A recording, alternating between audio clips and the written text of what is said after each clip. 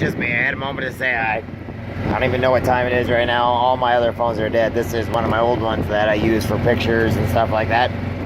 Anyway, I just want to tell you, I hope you had a great Saturday. I am finishing cleaning everything up around here. The soapbox derby is now done. All my phones and everything went dead on me earlier, so I had to pull some other phones out that I only have video and camera and stuff. But anyway, I was thinking about you all day today. And like I said, it takes an event like this, bringing my energy levels way, way down. So anyway, I hope you had a great day. I was thinking about you all day. I don't know, just every time I think about it, I smile. And guess what? When I'm doing stuff like this, I smile about stuff I really like and care about. So you're one of those people. Anyway, I just hope you're having a great day. I hope your Saturday is awesome. I hope the parade was awesome. And I look forward to seeing you really, really soon. Like I said, even if I just gotta sneak up there and give you a flower, I'll do it.